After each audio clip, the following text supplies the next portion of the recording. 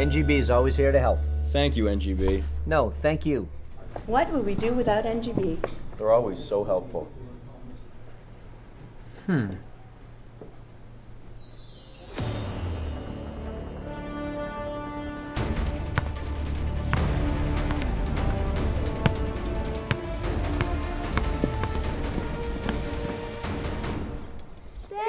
NGB!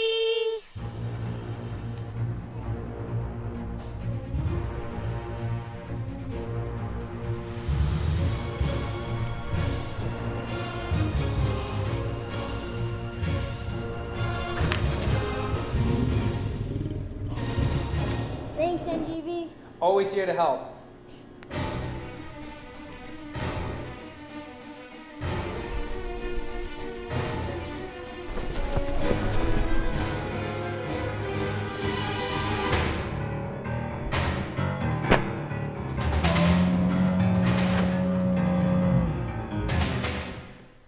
Wow, thanks, NGB. Always happy to help.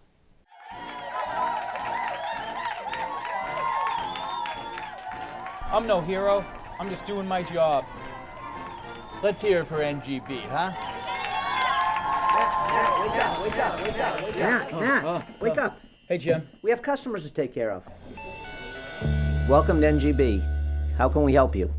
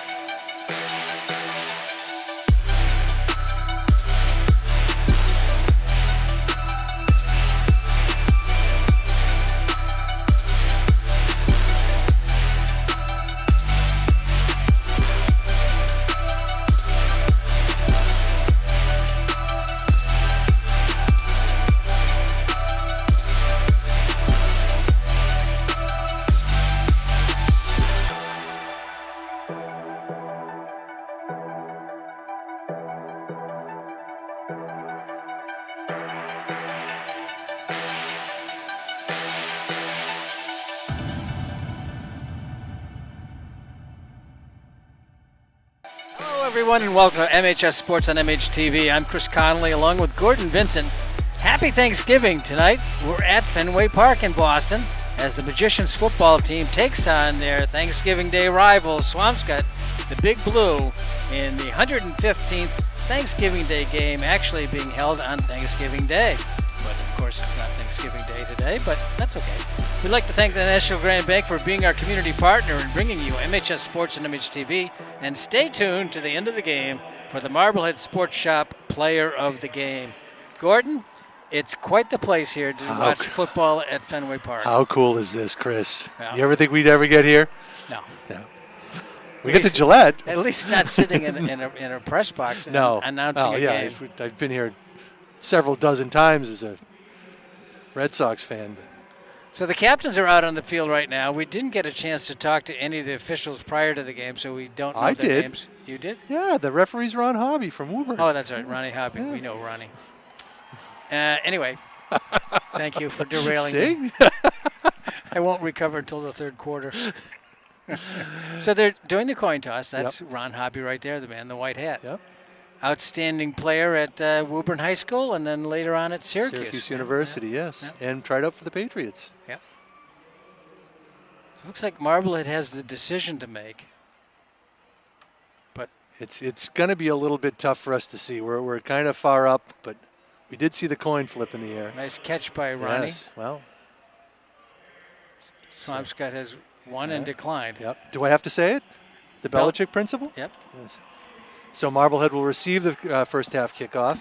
It should be a good one tonight, Chris. It's in all sincerity, it's going to be a competitive game. I really do expect it to be a good one. These two teams are pretty evenly matched. I think there's some advantages on either sides of the football for either teams, but 8-3 for the Big Blue, 7-3 for Marblehead, and both teams suffered defeats in their last game in the MIAA tournament. Yep. and both of them were pretty decisive defeats, so they can't really feel too bad about blowing an opportunity to make it to the Super Bowl this year. Grafton beat Marblehead handily, and Fairhaven beat Swampscott handily. Let me see, 42-13 in the Division 6 semifinals. So that's why Swampscott has played one more game than Marblehead.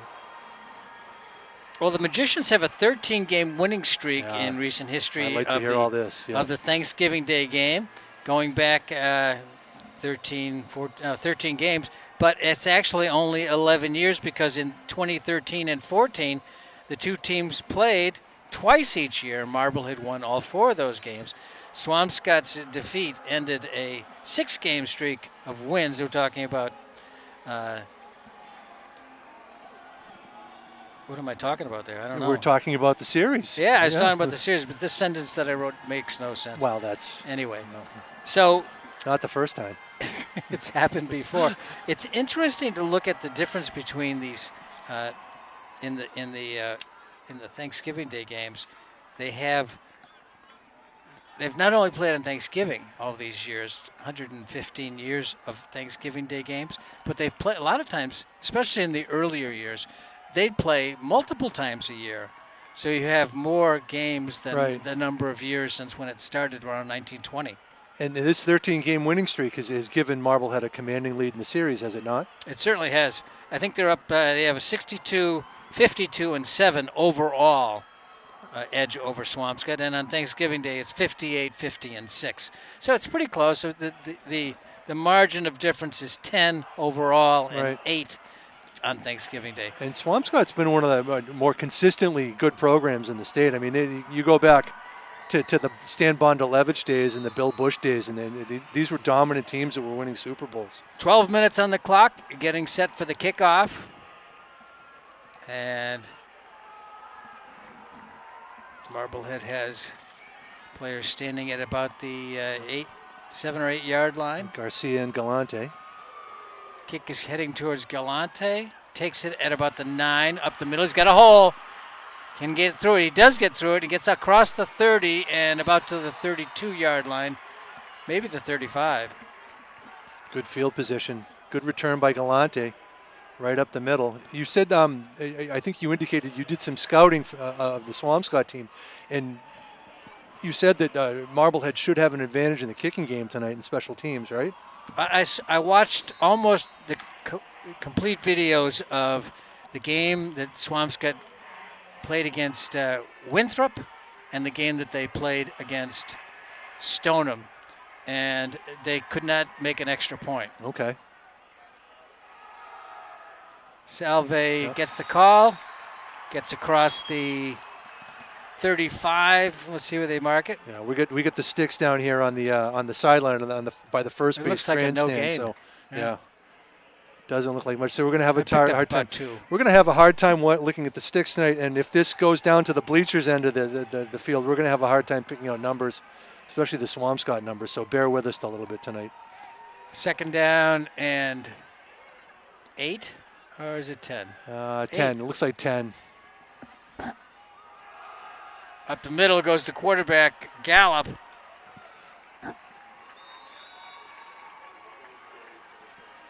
Yeah, one of their patented runs. And this is going to be a little different look for the quarterback, because as you can see, the quarterback goes all the way over to the coach to get the play. Both teams are on the same sideline. They're both in the outfield this year. And that's the way Fenway does it, is everybody's on the same sideline, so nobody's closer to the grandstand. So Marblehead's going to have to scoot a little bit when they have the ball down at this end of the field to avoid a delay of game penalty.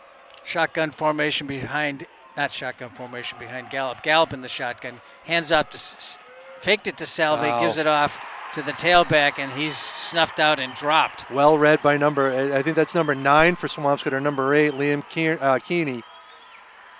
One of their better players. That's decision time here for Coach Rudloff. Yeah, he's going for it. Looks like it's about 4th and 3, 4th and 4 here. They have down as a 2nd down, but it's not 2nd down. No, I think they're a little behind. No, they have the 2. Well, yeah, it's 4th down. The marker has 4th down. Interesting decision here. Yeah. Salve with blocking. He gets by the first guy, stays on his feet, but he doesn't get enough. No, he's got it. He does? Oh, yeah. As you said, we're going to have a hard time looking at the sticks. No, That's what I just did. Yeah. So the scoreboard is. Yeah, I wouldn't go by the scoreboard, Chris. Maybe the something-tron in the middle, the Bank of America something-tron there, but I wouldn't go by the scoreboard on the Green Monster. So it's 1st and 10. They're at about the 41-yard line. No, 46-yard line. Oh, nice. Good fake. Good fake. Good cut in. Yep. That was Finn Gallup again on the keeper. Nice fake to Garcia. We see the rotation of the running backs, which has been a staple for Marblehead all year long, Chris. The other thing is with Marblehead, they can attack you with 2 quarterbacks, and they do a lot of running, whereas Swampscott does not. Not a lot of quarterback running. We've talked about how much more difficult it is for the opposition to have to scout 2 quarterbacks. They're similar in a lot of ways, but they can both run the ball. That's one of their strengths, both quarterbacks. Passing out of the pocket, got some room. He's going to run. Heads to the sticks, down the sideline and out of bounds. Yeah. Smart move by Gallup. Well done. And you saw all the open space. It just got us a good angle on that one. You saw how much open space he had, how much green area he had once he got flushed out of the pocket. This is an odd spot for us, but there's some things that we can see that we wouldn't be able to see if we were at the 50-yard line. So it's a 1st down and 10. We could get one of these big jumbotrons at Marblehead High at Piper Field. What do you think? It's pretty. Yes.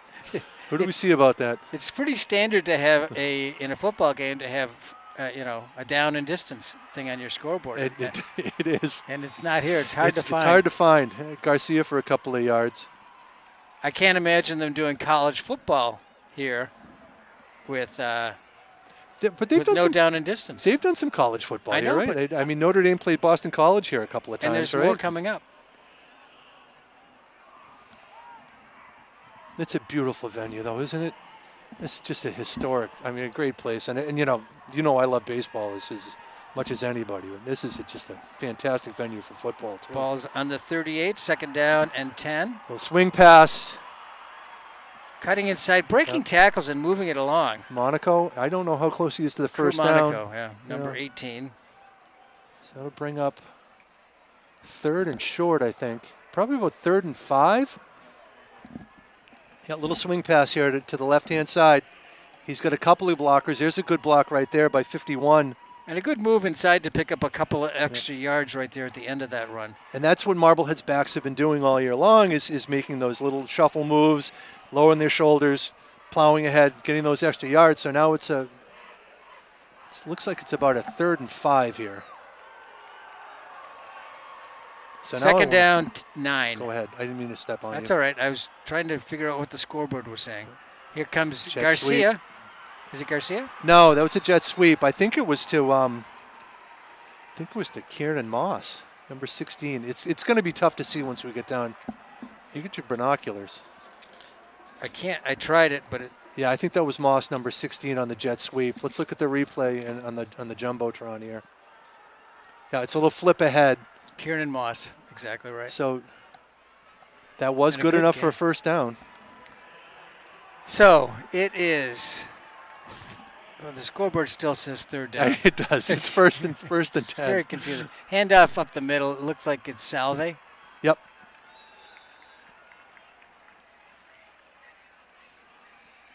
It's when we do normally do a game like at Marblehead High School, we know where to look. I know where to look for this for the down and distance. Down distance, the time. They've got the time all over the place. The time is like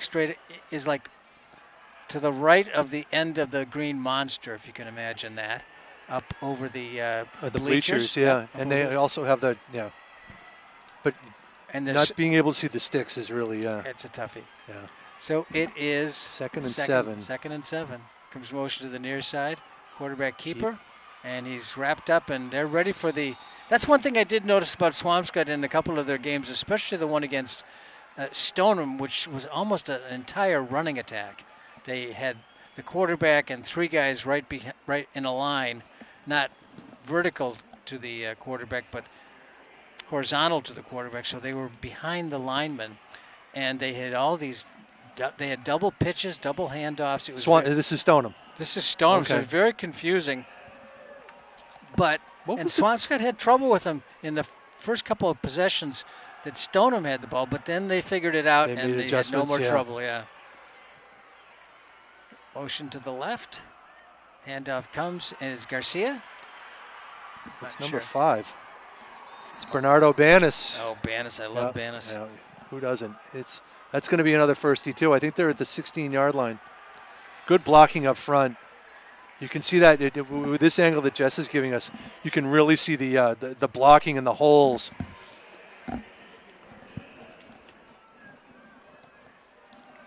The Fenway feed. Oh, the Fenway feed. Yeah.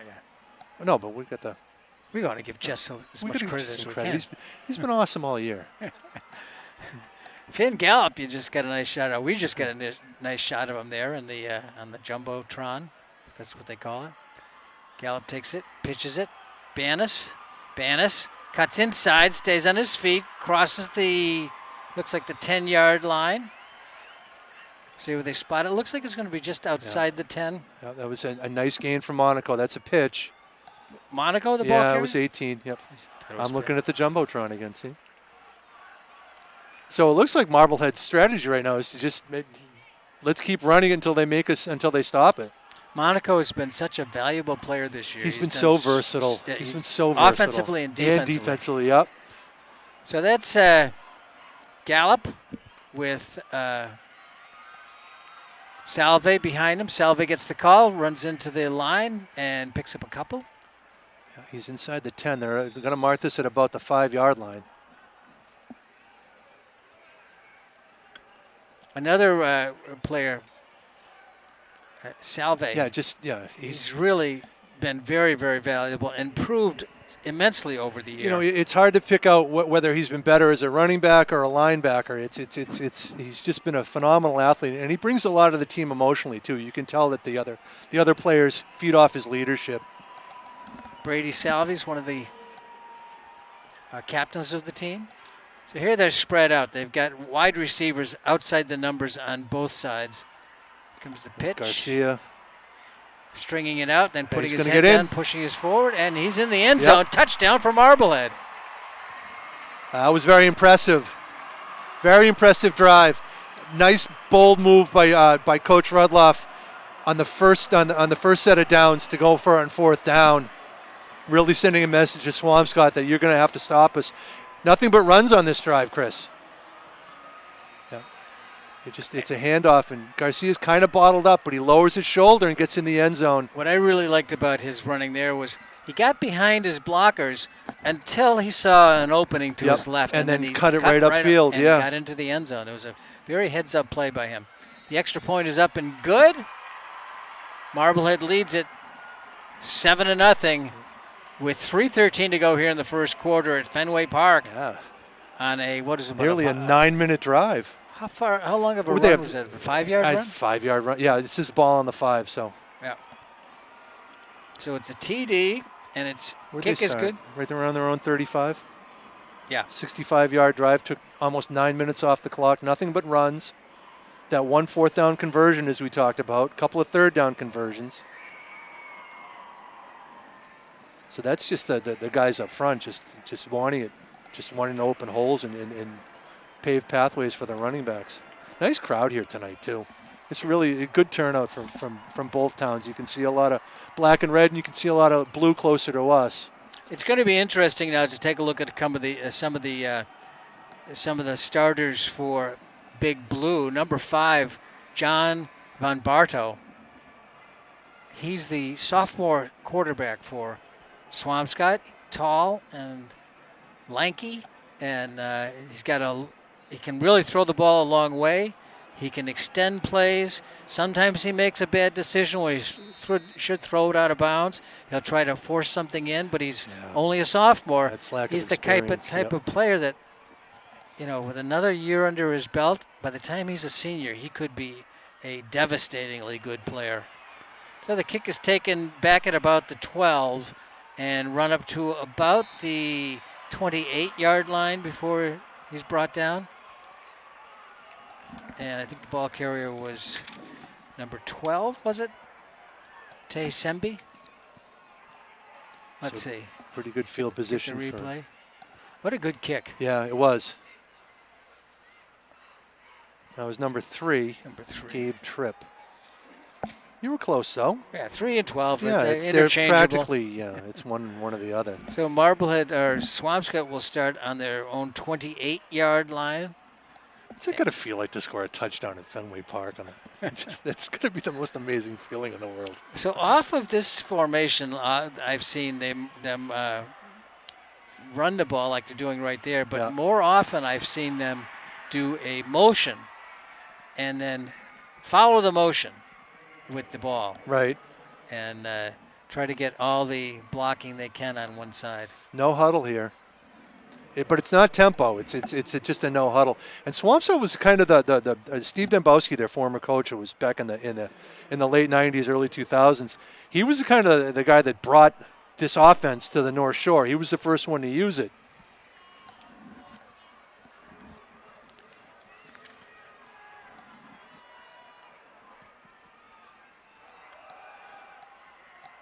Nice hole right there. Not much of a game, maybe no, a couple? No, it really wasn't. Yeah, Marblehead, and again, Marblehead's very difficult to run up the middle against because of the big guy in the middle, Justin Gonzalez, and the 2 middle linebackers, Bodie Smith and Selve. 2 minutes to go in the first quarter. Clock is rolling. 7-0 Marblehead. The ball is on the 29-yard line. Looks like about a 3rd and 5, Chris. Yep, 3rd and 5. Lombardo gets the snap, looking under pressure, gets out of the pocket, and then he fires. And incomplete. Yeah, double coverage there. That's pretty much what Van Barto likes to do. Throw on the run like that? He does throw on the run quite a bit, and he can throw it a long way on the run. He did have that was a pretty good throw. It was a little low, but it was a good throw, and the receiver was open, a little behind him. Yeah. But so now, I would bet in the next couple of years you see his arm motion change. You think he's going to get a little bit more over the top? Yeah, he's a little bit of the elbow down and coming across with the ball at about his ear. Oh. The punt is short. Quigley is so dangerous on the returns. Yeah, it was a kind of a low line drive kick, end over end. Looked like one of my passes when I try and throw a football. But good field position, really good field position for the Magicians again, even better than the first drive at their own 45-yard line. Interesting that not even a thought of going for it on 4th and 5. I know it's the fashion these days, Chris, at all levels of football to go for it on 4th down if you think you've got a makeable makeable distance. But Swampscott, no hesitation with the punt. 3 receivers left, 1 to the right.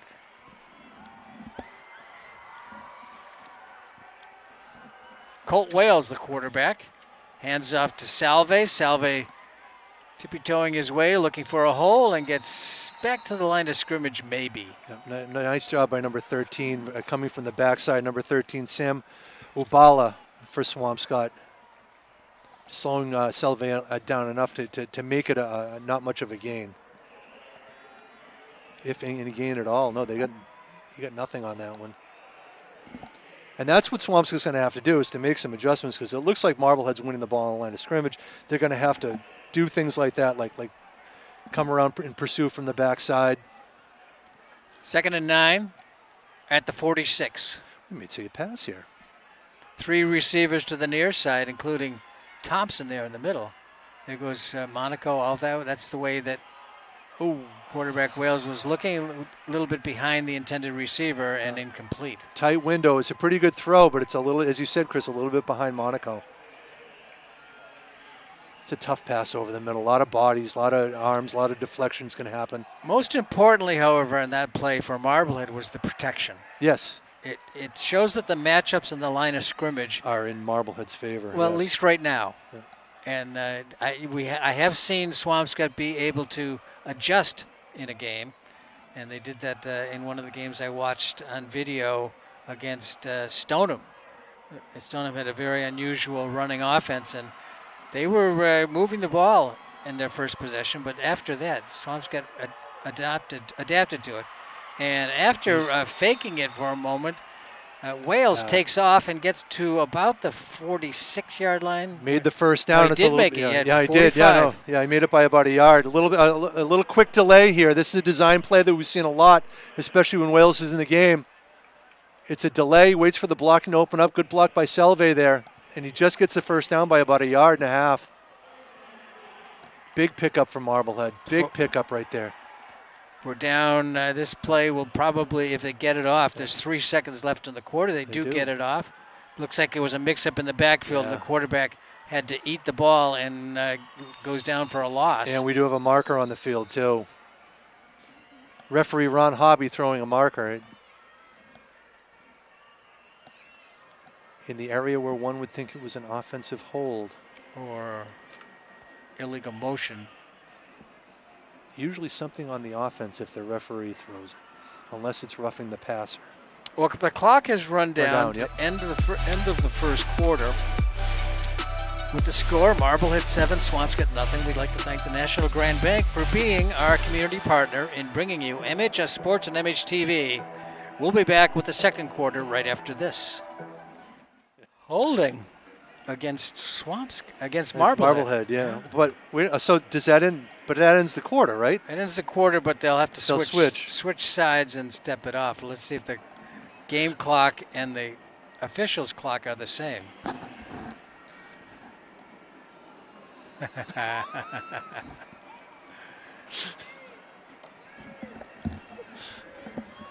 And welcome back. So they're going to need another play here, right? Because they stepped it off.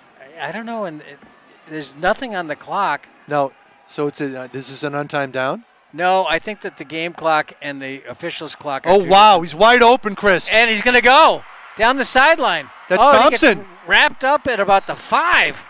Blown assignment for Swampscott. Thompson was wide open. There was nobody within 15 yards of him. Easy throw right there for the quarterback. Wales. Yeah, there's nobody there. Nikhil Henry. Yeah, not Henry. Nikhil. Nikhil and Davis. Nikhil and Davis. Nikhil Henry was wasn't he a Patriots wide receiver? Nikhil Harry was a Patriots wide receiver. He was a first-round bust. He was from Arizona State. I can remember it was one of the first times I heard the word upside in relation to a football player, and somebody was saying that Henry's upside is unlimited. Well, he was 6'4". He weighed 230 pounds. The only complaint I had with him is college. When he was in college, they didn't get the ball to him enough. And then he gets to the pros, and all he can do is run block. So, second quarter is, I don't know what, this is, I guess we can't rely on the clock. No. So they keep the official clock on the field. Yeah. So they're going to put the ball down here at the 7. 7-yard line. So right in front of us, we'll be able to get a good look at this. But that was. They just switched sides for the second quarter, so the second quarter's turning down. Okay. Untimed down, I guess, right? I've never seen them hold the quarter to step off a penalty and then run a play. So the clock must have been wrong. The clock must have been wrong. So it's on the 7-yard line. This will be the first play of the second quarter. I guess our confusion is because the clock and play on the field. 0, yeah. It's only an untimed down if it's on the defense. So we got Bannis in the game now at halfback. They're going to give it to him. Right up the middle. Blasting. Touchdown. Can't arm tackle that kid. Nope. Look at that. So Bernardo Bannis, bringing back memories of the strength in the running game of George Percy from a few years ago. Yeah. But Bannis just runs people over. Yeah, you can't, as I said, you can't arm tackle him. Blew right through it. It's a handoff straight up the middle. Pulling guard. Gonzalez gets a great block right there. 29 gets a great block. 29 is Braden Callahan. We should know these. I should know these at this point. Bresnahan to attempt the extra point. It's down, it's up, it is good. Left-handed. Yeah. Left-handed kicker, so you know he's smart. Left-footed kicker. Left-footed kicker. Well, he's left-handed too, I would imagine, right? You don't know that. You can't assume, right? You can't assume All right, he's a anything. left-footed kicker.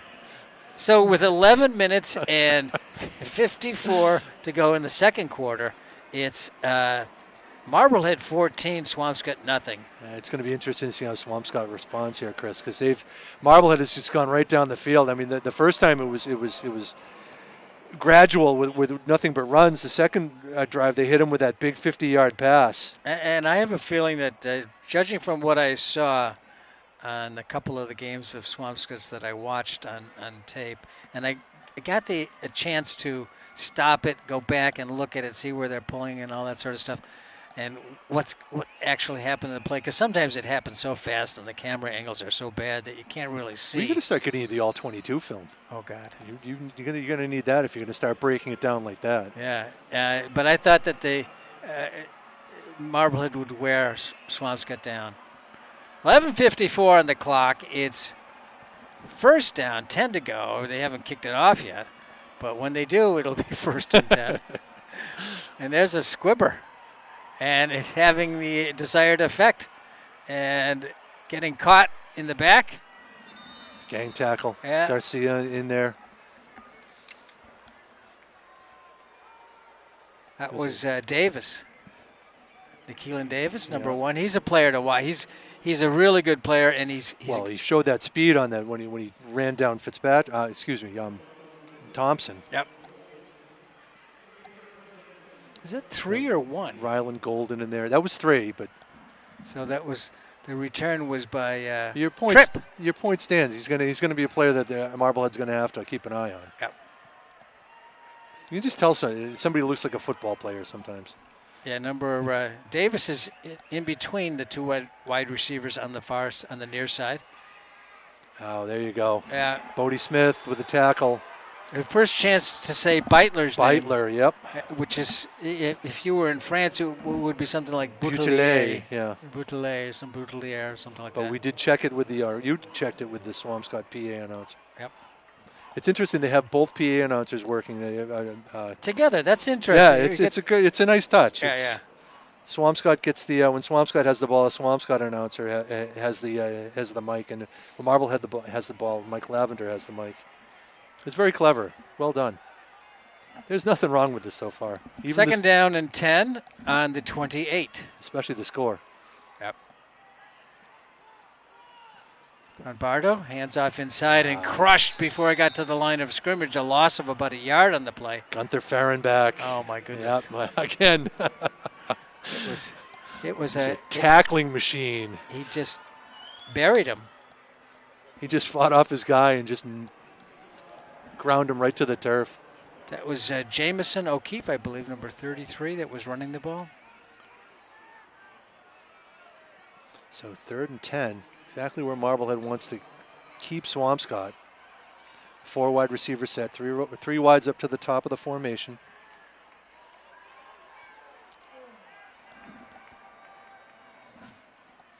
Looking. Bardo's got good protection, thought about leaving. Now he's going to get run to the sideline. That's what I talked about, the bad decisions that he makes as a sophomore.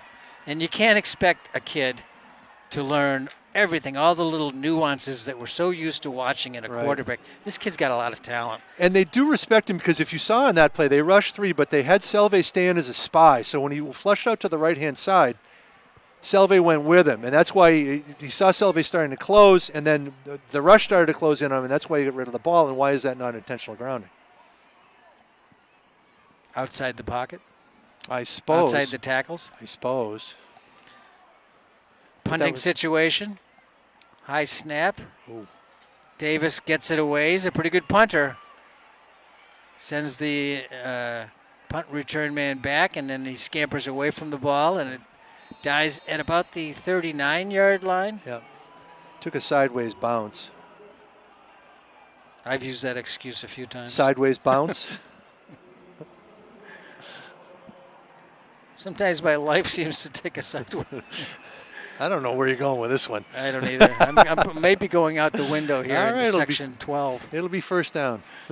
First and 10 on the 34. 34-yard line.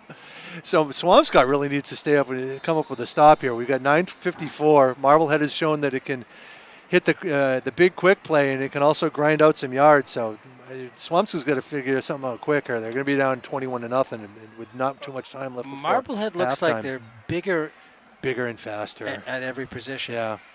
Handoff comes up inside, and running back, I imagine it was Garcia or Salve. No?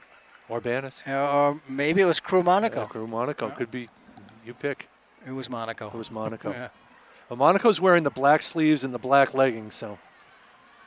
Good to know. Oh, there he is. It's Good Monaco. Yeah. Nice angle from the back. I like that. Oh, well, you can't see that, but No, we're watching the Fenway Jumbotron replay. So Finn Gallup at quarterback sends 3 receivers to the near side. A single setback, 1 receiver to the far side. Takes the snap. Handoff inside, picks up a few yards there. Nice run. Who's the ball carrier? Was it? It was Salve. You can really see the difference in the holes that Marblehead's offensive line is opening vis-a-vis the way that Swampscott is unable to get any sort of push on the line of scrimmages. To your point that Marblehead enjoys a huge size a size advantage, strength and speed advantage, and they're using it. And as we get into the later stages of this football game, it's just going to be a spent. I think so. They're going to wear them down. Swampscott team, they're going to wear them down. 3rd and 1 here. Handoff comes looking like to go straight up the middle. They pick up about 4 yards. You know, and more. You've got already used 4 different running backs. That's Salve here. You've used Monaco. You've used Garcia. You've used Banis, and you've used Salve. Yep. So you get 4 different people coming at you, and again, this is going to start to wear Swampscott down. They're going to start to get tired, and a lot of their guys play 2 ways too.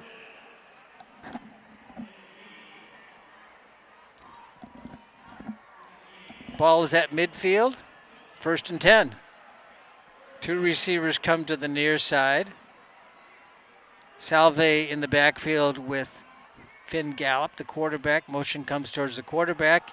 Handoff comes around the corner, and Banis is upended at about the 49-yard line. 49-yard line. Looks like a gain of 1. Well read by that player that we've been touting for Swampscott, Davis. Came up and made a nice stop, nice short tackle. He's not a big kid, but he tackles well. He does a lot of things well. I saw in a couple of those games when the snaps weren't really good for him on the punt attempts, and he would go up and jump up and make the catch and then quickly get the punt off, and it would be like a 45, 50-yard punt. I'm watching him defensively, and he seems to read the play really well. Oh, that's wide open, Chris. Another one. He caught it at about the 25-yard line. Right into the end zone. Touchdown for Brady Salve. Yeah, another blown coverage. Salve was wide open. There was no one within 10 yards of him again. Nice job by the quarterback, Finn Gallup, to sort of avoid the rush, step up, and as soon as he stepped up into the pocket, he saw how wide open the receiver was, how wide open Salve was. Hit him with a bullet. Was that a 48-yard touchdown? I'm pretty sure it was. It's a great throw right here. And Salve makes a nice little shimmy move inside. That's sort of his trademark right there. Makes a tackler miss. Too fast, too strong for the defender who was out of position. And he slides into home plate. So the TD, a 48-yard strike, makes it 20-0 with 7 minutes to go in the second quarter. So what do you think this is? You think this is just Marblehead outclassing Swampscott here? Because, I mean, Swampscott, they're 8-3. You don't win 8 games if you stink. You made it to the semifinals of your division. I did not expect this. I thought Swampscott was going to be a little bit more formidable. And granted, we still got 7 minutes left in the second quarter, but this seems like just a mismatch.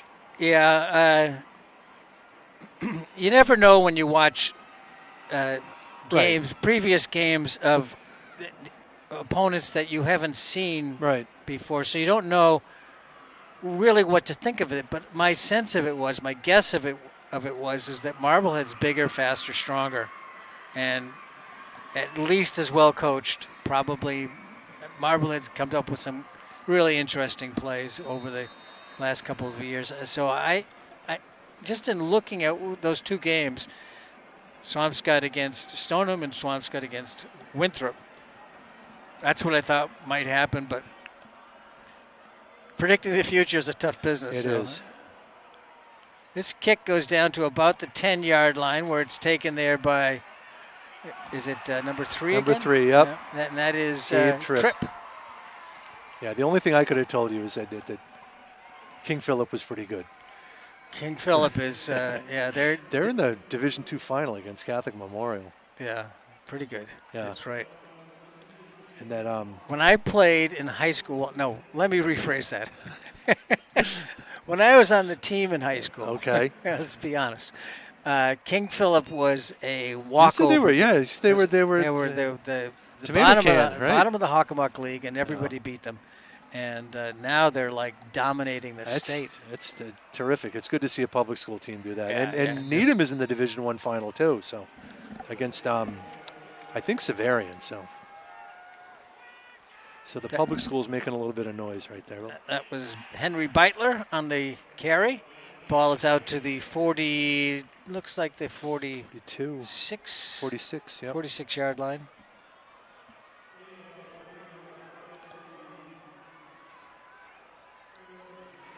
And looking to throw. Nice screen pass. Oh, they've run that. Yeah, I've seen that play a few times. Yeah, where they get that inside screen. Yeah, and they wanted to get it to Davis. The throw was a little high. It was, if he had caught that, he's got some room if he breaks that first barrier, because he had a couple of blockers with him. That was well designed. It just wasn't well executed. It goes to your point of Swampscott's a good team. You don't get to be 8-3 without being a good team. Right. And this quarterback can extend plays and throw the ball a long way, and that's a pass interference right there. Yeah, 1, 2, 3 flags. It was so obvious, and it was right in front, right in front of the linesman. Yeah, it was. And he just pushed him down. So the penalty will give a first down to the Big Blue. Their first down. They step it off to the Marblehead 45-yard line. Is that it? Yeah. Or is it the 40? They give him it's a 15-yard penalty, so it's inside the 40. It's down to the 39-yard line. Yep. So 1st and 10 for Big Blue at the 39-yard line of Marblehead. 2 receivers to the near side, a slot or a wing on the right side, and they pull to the left and go up the middle. Yeah, that's not there, and I don't think it's going to be there all game for them. You can't give up on running the ball. You have to try it, but I don't think that's going to be there. You're just Marblehead's 3 down linemen are just too strong and too fast. I think that was Gibson on that one. I saw him come off the top of the pile. It might have been Fahrenbach again on the bottom of it, or Gonzalez. Well, Gibson got his picture on the jumbotron, so all right, the cameraman thought it was him. Let's give it to Gibson. That front 3 has been so amazing all year. First down pass. Nearly picked off. Wow. Was that Quigley? Yeah, it was Quigley. Quigley, yeah. Quigley and Marblehead's number was Goldman. Yeah, both of them were out there. Another split second, and it's 28-0 here. He jumped the route, read it perfectly. Quigley's too smart for that. That's the kind of a inexperienced sort of mistake that young quarterbacks will make. Sometimes, I don't know. Some young quarterbacks are just incredible. Well, some old quarterbacks would make that mistake too. I've seen a couple NFL guys throw those. But I think where I was going was that he won't make that mistake in the years to come. Little shovel inside. Yeah, they could be. I mean, as you said earlier, it could be formidable. Nice tackle. I wish we could see who wrapped him up. I think it might have been Smith. It's that little flip to the inside.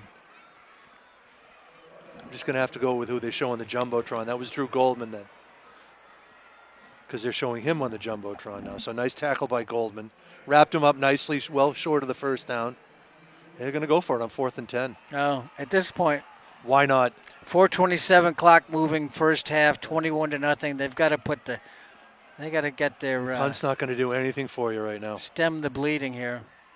Looking to pass, fairly good protection. Hits a man open inside the 40 down to the 30, where he stopped. It's 31. going to be close.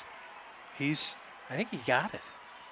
The Swampscott folks are reacting, but no, Marblehead's offense coming onto the field. Yep. Like you say, looking down the line and trying to figure out where the ball is and where the stick is a tough. Just assignment. short. Nice tackle right there. That was 29. That was Callahan again, who's really come on in the second half of the season. Yeah. He's been a valuable addition at outside linebacker. So the Magicians break the huddle. They send 2 receivers to the far side and 1 to the near side.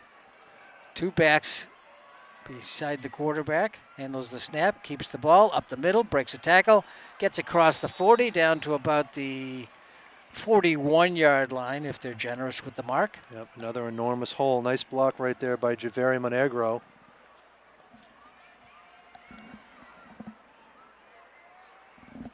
Ball is on the scoreboard says the 31, but it's more like the 41. I think he got 9 on that one because looking at the stick, the marker there, the ball marker is right next to the first down marker. So they started on probably the 31. 31, yep. And they gained 9. 2nd and 1. Up the middle. Charging hard. Has the first down. Close to the 46-yard line. Garcia, and this is just between the tackles here. So 3:20 left. Marblehead has all 3 timeouts. Go long. Yeah. Well, ideally, you'd like to take a little time off the clock here. Yeah. Marblehead doesn't need to be in any rush. No. Give it back to Swampscott. If you score, give it back to Swampscott with as little time as possible. Nice picture on the Jumbotron that obviously you Coach folks Rudloff, aren't yep. going to see, or maybe we did see a little bit of it, but it was Coach Rudloff and Colt Wales conversing along the sideline or onto the field during the timeout there. Wales takes the snap, hands off inside, and a nice hard run by number 1 for Marblehead. That's Garcia. Yep. Yandel Garcia. Just get tripped up. He's an explosive runner, isn't he? He really is, and he's powerful, and he just bounce off him. Not the way they bounce off Banis, but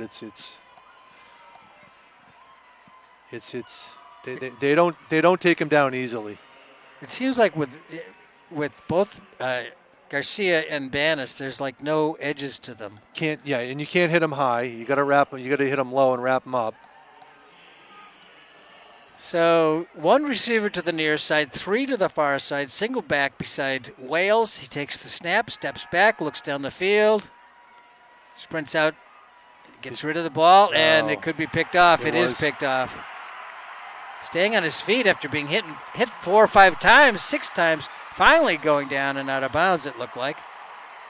Yeah, I think the quarterback was going for trying to throw it to Monaco. Didn't see the defender. There was another receiver in the area, and he just didn't. He was locked in on Monaco and didn't see the defensive player because number 11, the interceptor, was not the player who was guarding the intended receiver. Jay Demelowitz was the Swampscott player who made the interception.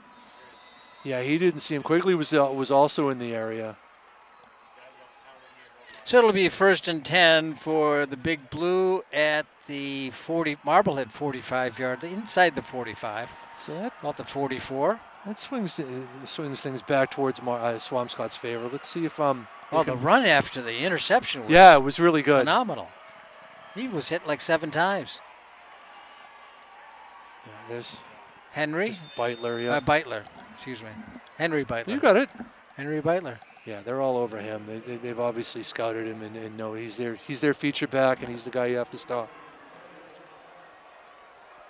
Kearney's gets the ball every now and then too.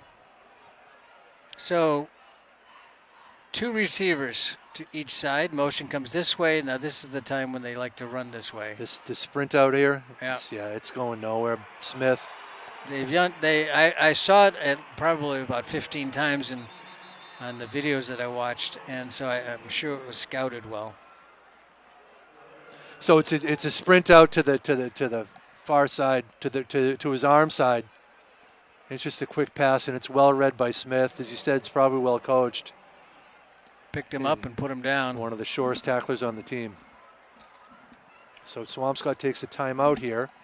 One of the captains. Somebody Bodie took Smith. a timeout. Yeah. So. We presume it's Swampscott. So. Yeah. 3rd down and 7. 2 down. You're in 4 down territory here. You're going to go for it. Down 21-0. Ball's on the 41-yard line. 1:11 to go here in the second quarter at Fenway Park. It's amazing how bright these lights are, huh? Yeah. And this is something you remember for the rest of your life. You really do. I think this is better than Gillette, even though the stakes are higher than Gillette. Yeah, Gillette, it didn't have the intimacy that we have here. No, yeah. One thing that and I was listening to talking about, and we'll pick it up after this play, but 2 receivers to each side. Bartow gets the completion. See, he put it right where it had to be and got that completion. He's that's going to be a first down. Accurate quarterback. He likes to throw on the run. Yeah, I was thinking about this, and I think I heard somebody say it. These kids aren't used to playing on real grass. They all play on turf now. It's just they don't play on grass. Yeah. Maybe they practice on it, but they don't play games.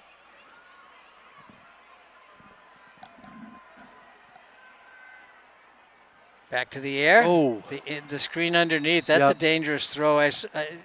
The first time they did it earlier in this game, you're throwing it right into traffic. There's a lot of enemy jerseys right in there, and throwing it up like that is difficult. And Marblehead, that one stood a much better chance of getting picked off because the last one was high, but it was dropped more than it was incomplete. This one he just sort of shoveled it over the line, and it was a very dangerous pass, as you said. 4 receivers in the formation, 3 left, 1 right. Here comes the throw into the flat. Is that it's 7. Beitler? Yeah, Beitler. Henry Beitler. Yeah. So now here's another timeout for Swampscott. It's going to be 4th down here. 54 seconds on the clock. Yeah.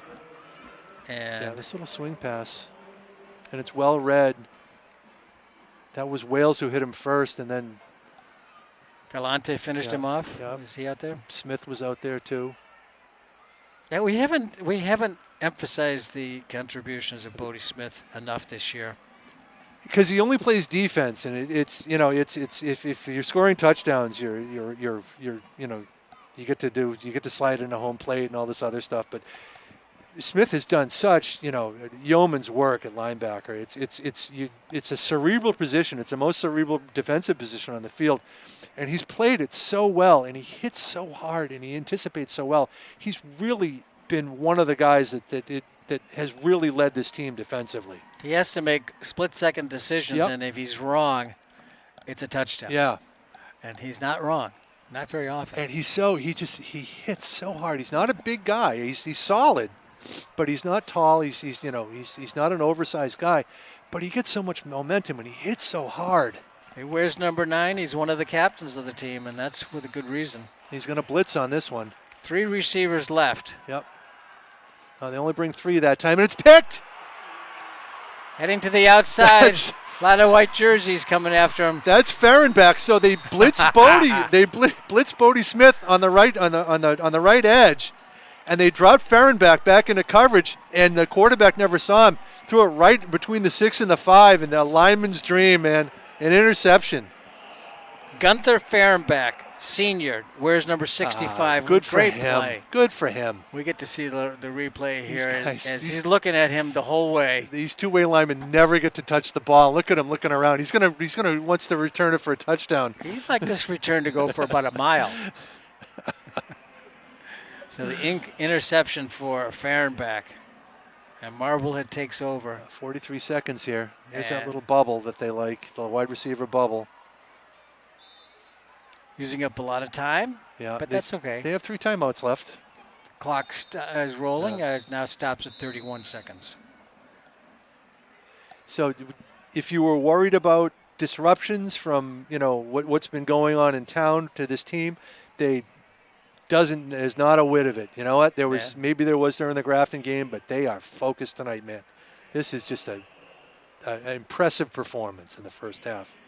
Not over, but it's an impressive performance. 21-0, 31 seconds. Marblehead has the ball on the 46-yard line. 46. And they've got some work to do. 2 timeouts left, 31 seconds left. Second down, 10. They haven't really had to go down the field. They've gone down the field because Swampscott has blown a couple of coverages, and they've had those 2 long passes, but they haven't thrown anything like a fly pattern or a deep post or a flag. It's just they haven't really had to. You may see that now. 3 receivers come to the near side. Thompson's in the middle of them. Golden at the top of the formation here. See how that works. Nice. That's where the quarterback is looking, but he takes off. Going to run the ball. I thought he nearly lost it there, but he stays on his feet and pushes forward. Yeah, he did a nice job of corralling the snap. It was a little high and outside. He one-hand gloved it and just brought it down. He, as you said, Chris, he looked for receiver. Once that wasn't there, he made a very quick decision and got about 15, 20 yards out of that. Yeah, it doesn't. That sort of quick decision-making doesn't happen often at this No, level. it's instinctive, and we've talked about how instinctive Marblehead players have become. They start playing football when they're very young. They start in 3rd and 4th grade, and by the time they get to the high school, they're a lot better off than these towns that don't have feeder programs.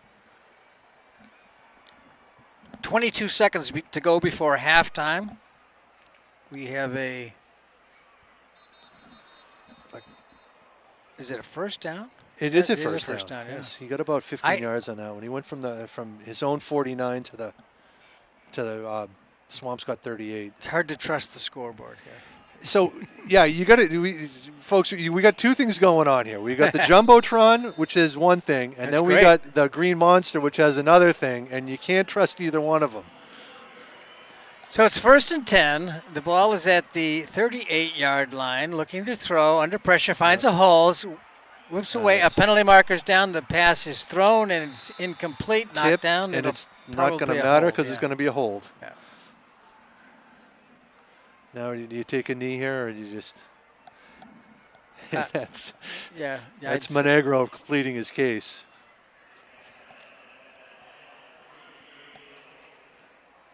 Yeah. Holding Marblehead. And I think that's the wise thing to do. You've got Take a knee. 14 seconds to go. We're Well- watching the replay. Oh, it looked like he got hit. He got grabbed in the face mask. Who did the quarterback? Quarterback, I was watching the line. It looked like Because it looked like he sort of Monegro led him to the ground, but I don't think it wasn't the classic hold where you've got him wrapped up. The guy was the quarterback. Gallup was trying to evade the guy, and he came around and grabbed up at his helmet, pulled his neck around, but let go of it. But it still was. Refs are against us. Okay. Nuts and bolts. Here comes a pass down the middle, open man. He's got it. He's on his feet. Cross the 10, the 5, into the end zone. Touchdown for Marblehead. Ball was caught by Monaco. Crew Monaco. Let's just take a knee and go into halftime. Be happy you're up 3 scores. Exactly. This is why we're up here and they're down there. Exactly. Awesome. That was a great play. It really was. We'll It was get a to look at it terrific again play. Yeah. On the replay. That's. Go ahead. That's going to break the back. It's just it's the thing that Gallup does really well. He thinks on his feet. He's flushed out to the right. Actually, he's not flushed out at all. He just drops back and looks. Arm tackle, Monaco. That's not going to bring him down, and he beats the man right to the beats the last defender right to the end zone. Perfectly done. Perfectly done.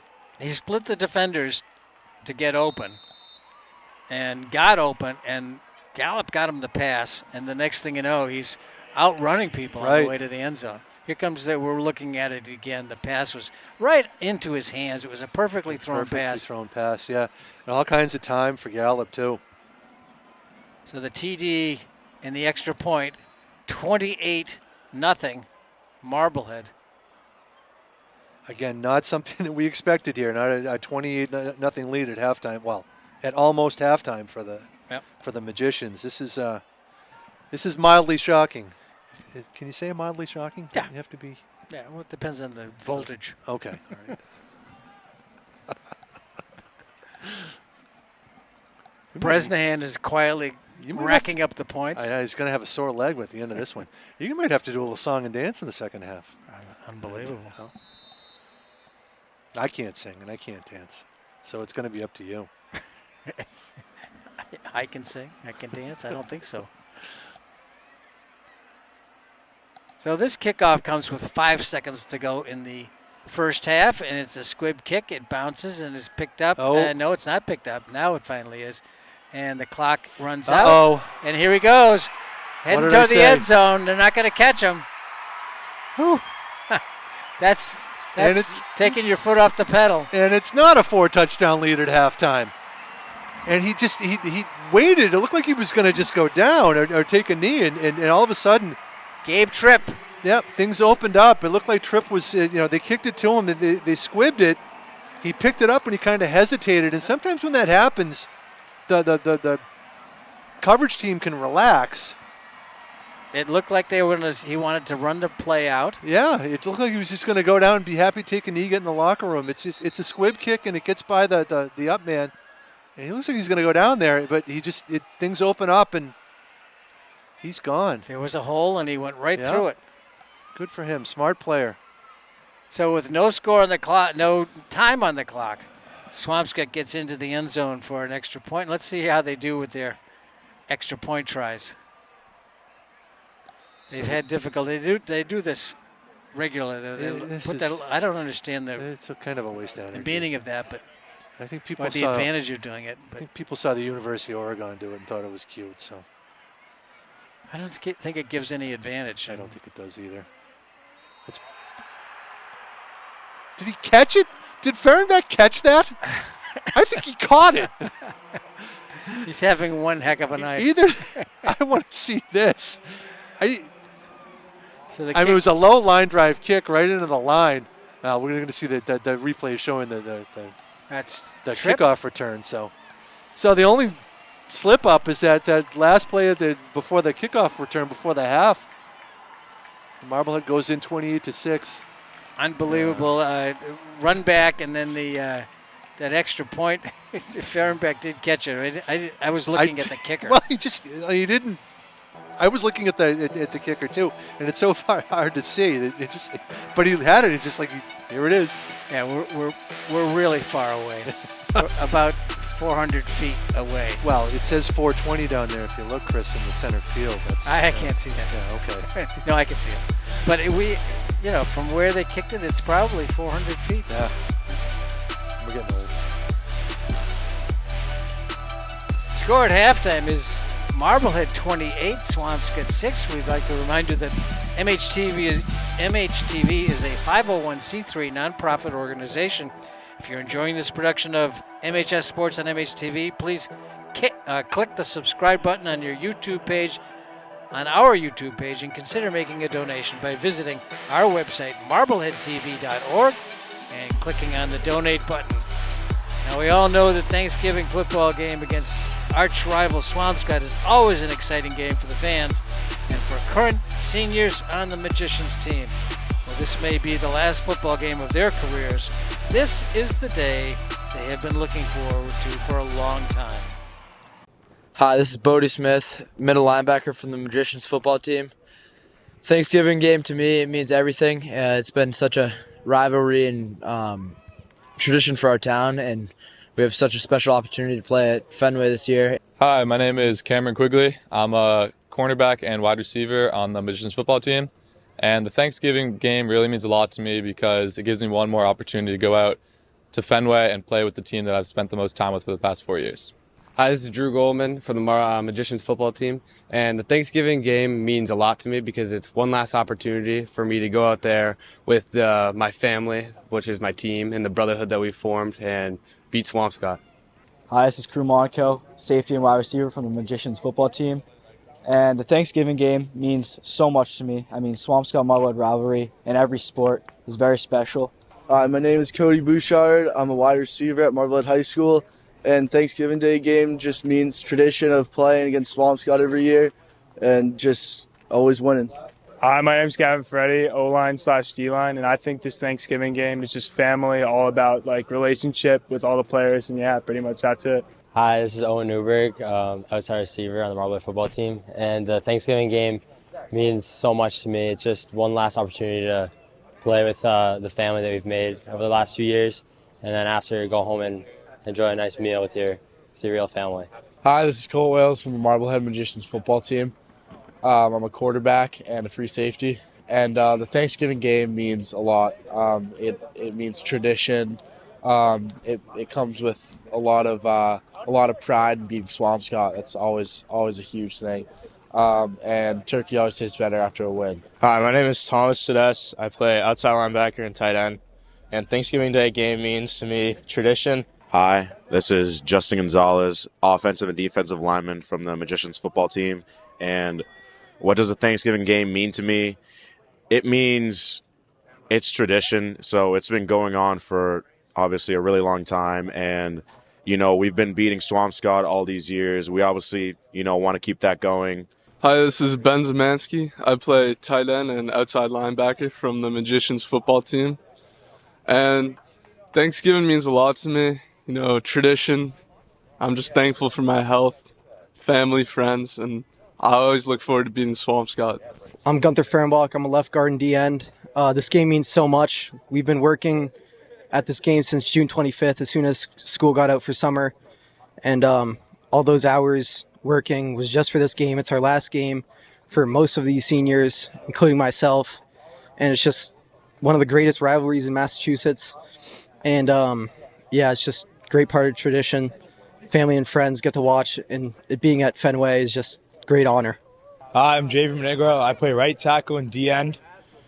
What the Thanksgiving game means to me, it's just tradition. It's been going on for many years, so just keep the tradition alive and just being able to go out there one more time with my teammates, having a good time on the field. Hi, this is Ian McComish. I'm an offensive lineman, and I play D-end from the Marblehead Magicians football team. And Thanksgiving game, to me, is just like all about tradition. Hi, my name is Yondel Garcia. I'm a running back in D-end. And the Thanksgiving means a lot. Like, it's been going on for a while. And especially for me, I didn't play the last 2 years, and this year I'm playing. So I think it'll be like really fun. Hi, this is Sam Thompson. I'm a tight end from the Magicians football team. And I think Thanksgiving and the Thanksgiving game means a lot to me because it really shows the amount of work we put in and just the tradition of playing our crosstown rivals every year. I think the game just means a little bit more than all the others, and it's just I'm excited to play one last game with all my brothers. My name is Brady Selve. I'm the running back and inside linebacker on the team. And the Thanksgiving game to me is the combination of our family's hard work over the past 4 years, all coming into a big event and one game to show to all of our fans and family watching. Hi, my name is Ethan Horgan. I'm a tight end and a corner from the Marblehead Magicians football team. And Thanksgiving means playing for my town and my family. Hi, this is Kieran Moss. I'm a wide receiver and safety from the Magicians football team. And the Thanksgiving Day game is important to me because it's an opportunity to represent the town and be thankful for what I have. My name's Jaden Janock. I am a guard and middle linebacker. And the Thanksgiving game day is just a great time for us to come together as a team and just the rivalry between Swampscott, you know, just the competitiveness of the game and kind of the intensity that it brings along to practice for the 2 weeks ahead is just something really great, and it's something that I've never really experienced before. Hi, my name's Carter Sagan. I'm a wide receiver on Marblehead, and the Thanksgiving Day game is pretty important. I think it's pretty cool to keep the tradition going, and it's pretty special to play. Hi, I'm Jake Bobowski. I play corner for the Marblehead Magicians, and Thanksgiving is for my teachers and my family. My name is Julius Galante. I'm a cornerback, And Thanksgiving Day, what it means to me is all the hard work we've put in. Just everyone on the team, what we've done to get to this point, and just putting it all out on the field. NGB is always here to help. Thank you, NGB. No, thank you. What would we do without NGB? They're always so helpful.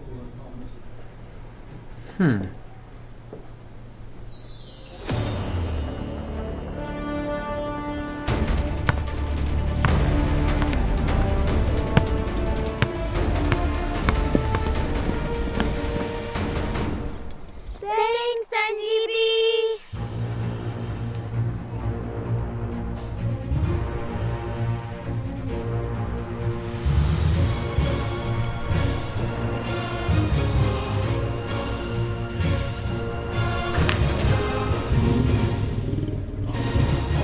Thanks, NGB.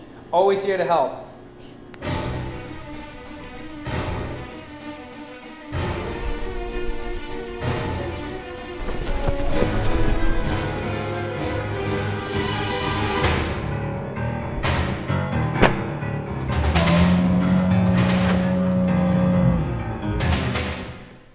Wow, thanks, NGB. Always happy to help.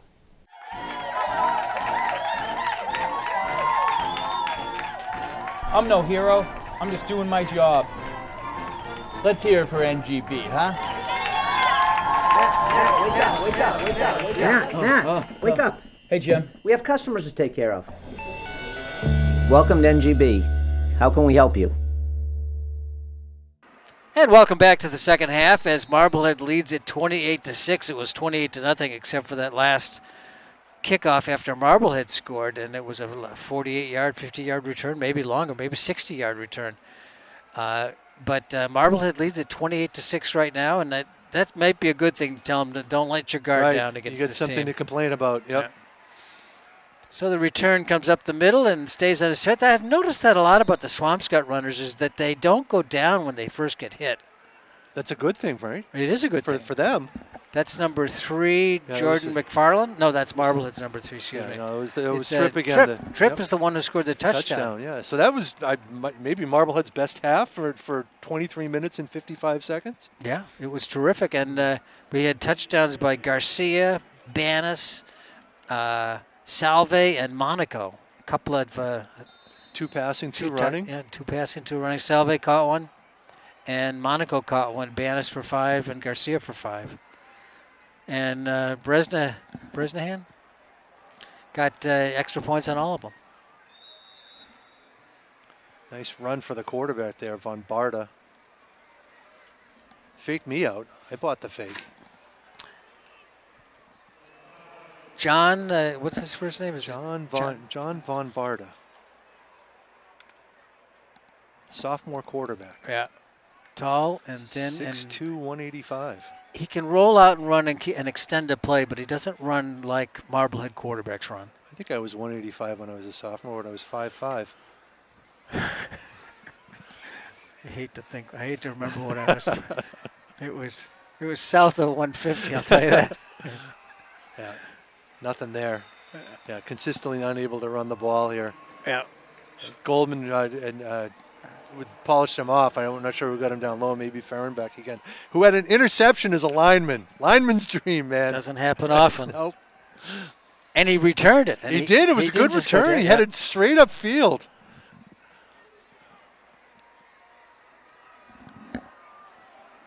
Von Barta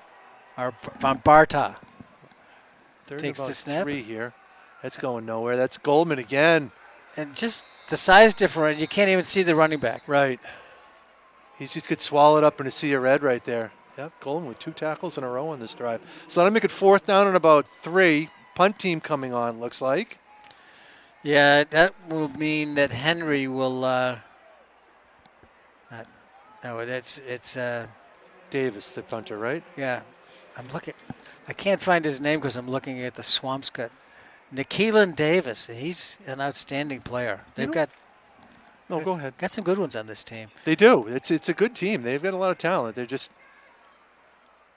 Got a good bounce to stay away from the return man, and it rolls dead at about the 24-yard line. That's where Marblehead will take over 1st and 10. Good punt. Yeah, Swampscott always has athleticism is never their problem. They always have good athletes. It's just it's size. I mean, it's a small town. It's like 11, 12,000. Even Marblehead's 20,000. So they don't have as much to draw from as anybody else. And I think they're the smallest town in the conference, aren't they? Well, they do have. I don't know for sure. It's one of the smallest. As you can certainly be safe saying that. It's on the 29-yard line. They have Nahant too, so I don't know how many kids they get from Nahant. 12. 12? You knew that? No. Wow, I'm very impressed. I just made it up. You scouted, man. No. That's some great research. Pitch coming to the near side. It's Salve. He's got some blocks in between, puts his head down and barrels forward, gets out across the 30 to about the 34-yard line. Yeah, he's already got 5 yards. It's a simple pitch play. And Salve's already got 5 yards before he gets touched. The blocking up front is just phenomenal, as it has been all year long. And those two guys on the right side that we've been touting all year, Gonzalez and Monegro, just open up a huge hole. And they've been doing a great job tonight, so I mean, we got to think of a Marblehead Sports Shop Player of the Game coming up at the end. This is tough for us, man. We get so many. Marblehead has so many players that get involved. So much pressure. It really is. Wales takes the snap, gives it to Salve up the middle, breaks a tackle, stays on his feet, pushing forward across the 40, close to the 45-yard line. Nice run by Brady Salve. Yeah, again, right up the middle. It's just this is just an A gap and right through the gut, and it's 10-yard gain. Yeah, he's got 4 or 5 before he's even touched, and then he breaks a couple of tackles, and it's a 10-yard gain, and Marblehead's motoring again. 1st and 10 at the Swampscott Fort. No, it's at the Marblehead 45-yard line. Wide receivers both sides, 2 to the left. Man of the slot.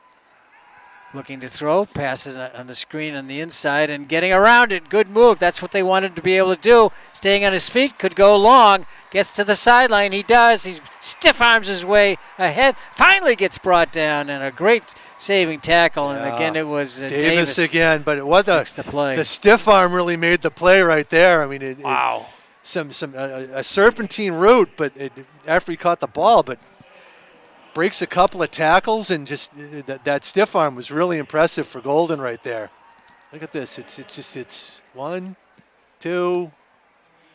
Here's 3. Stiff arm. Put him, get down. And then Davis finally finishes him off. On that little bubble screen. They're back over the middle. And where are they?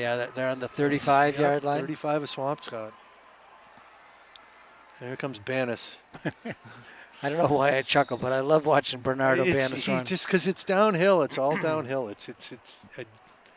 And I think I might have mentioned this before, but you have to go really far back. But the Miami Dolphins had a running back named Don Nottingham, who was like, you'll remember because you've been around. I remember him. Was he the bowling ball? The bowling ball. Yeah. That was his nickname. It was the human bowling ball. He was like 5'10", about 235 pounds, and he just knocked people over. 2nd down and 3. Quarterback keeper gets to the sideline, fakes out of a guy, gets by another one, and he's going to be run out of bounds, but not before he gets a 1st down. Yeah, really nice job here by the quarterback. He just threw that hip right at the edge rusher or the edge linebacker, took it away, and Wales is gone. I mean, he's got one man to beat, another touchdown saving tackle for Swampscott. Colt Wales gets it down to the. Where is it? Is it at the 20? No, it's at the 10-yard line, Chris. Yeah, that's a big gainer. Just outside the 10. Yep. Nose of the ball might be at the 10-yard line. That's one of the things Wales does really well. He's a punishing runner, but he's also elusive. He'll throw that hip at you, take it away, and make you miss.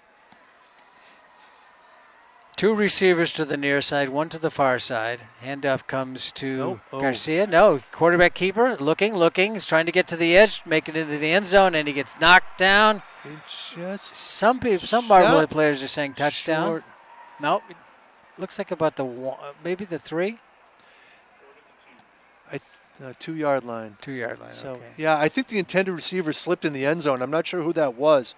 But this was a design rollout here. It's a fake to the left and over on the right, and I think the receiver falls down. It was Thompson who was looking Thompson, for. yeah, but Thompson was not as open as the initial receiver. Thompson's got his arms up in the air like, why didn't you throw it to me? Because who doesn't want to score a touchdown at Fenway Park? At this stage of the game? Yeah.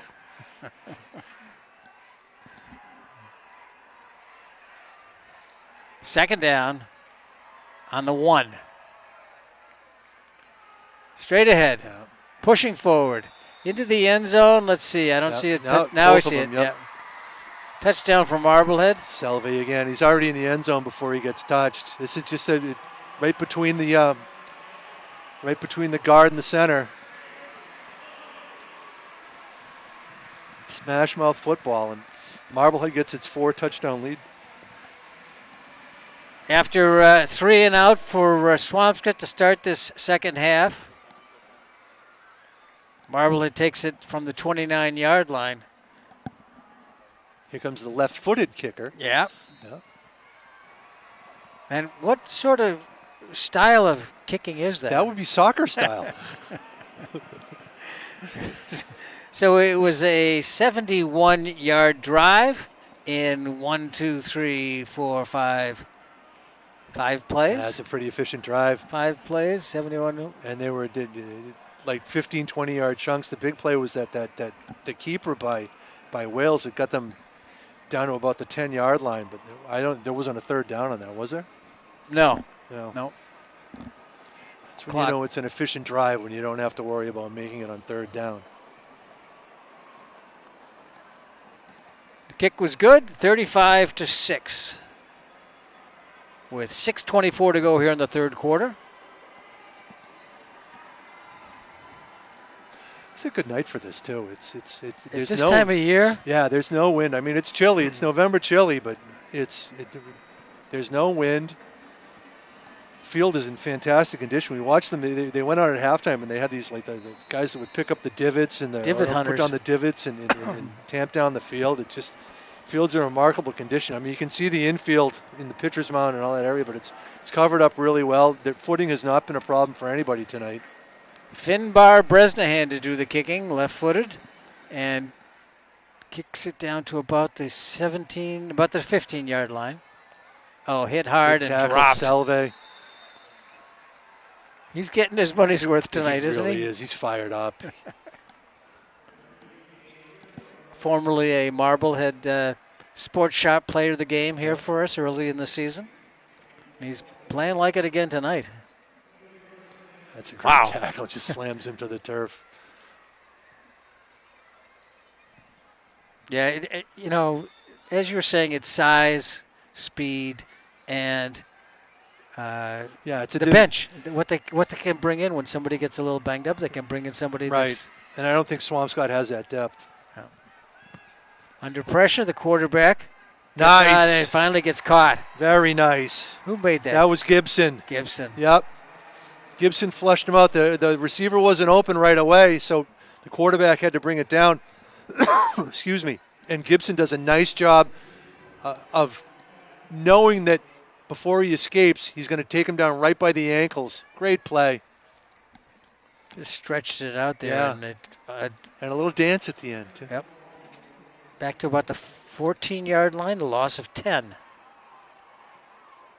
So the way these types of games go, things go from bad to worse if you're on the low end of the score. That tends to happen. And the quarterback got hammered just as he was trying to throw the ball. He got it off, though, and I think they're going to be well shy of a first down because of the sack.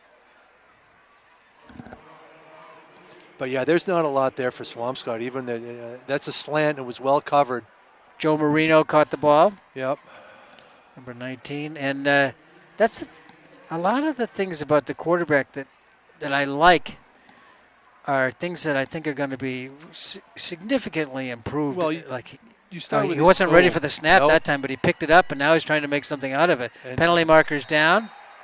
Away from the ball is an injury. The penalty marker is in the defensive backfield, so it may be on Marblehead because there was a player from Swampscott. There was a receiver. Yeah, he's pointing at Swampscott.